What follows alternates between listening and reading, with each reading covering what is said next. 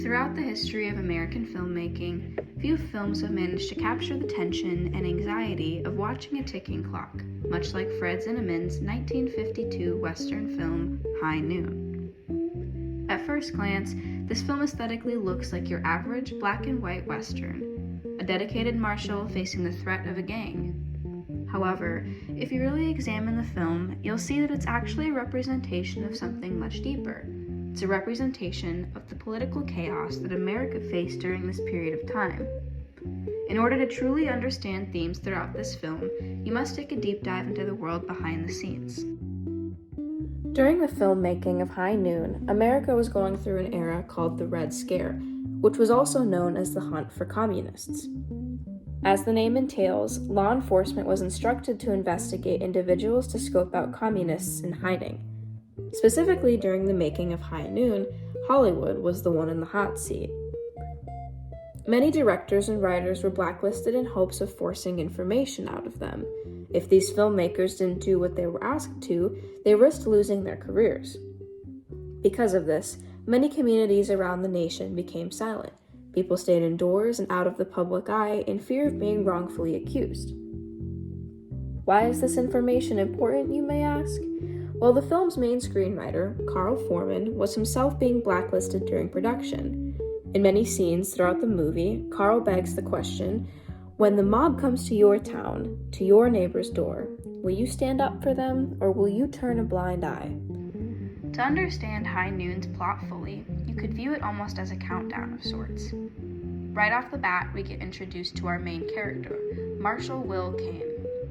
At the very beginning of the film, he gets married to Quaker Amy Folker, and because of this, he decides to turn in his badge the very same day, in hopes of moving away and starting a life with her. Just moments later, however, on the very same day yet again, Kane is informed that an outlaw, Frank Miller, whom he imprisoned years ago, was pardoned and is now seeking revenge. He would be arriving that day on the noon train.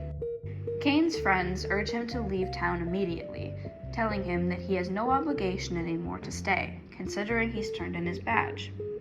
Initially agreeing, he takes Amy and begins his journey out of town.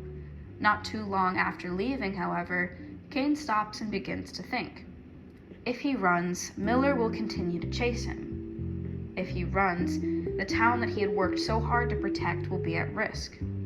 If he runs, he won't be avoiding anything, just prolonging his time. So he makes the decision to turn around and fight the battle. This brings us to the core plot of the film, the almost 80-minute period leading up to Miller's arrival, where Kane spends his time trying to rally up fellow citizens to help him stand off against his enemy. Although Kane was a declared hero of Hadesville, nobody agrees to help him fight. Some citizens are angry with Kane for bringing in more trouble, while others simply say it's not their fight. At this point in the film, Kane realizes he will be fighting completely alone.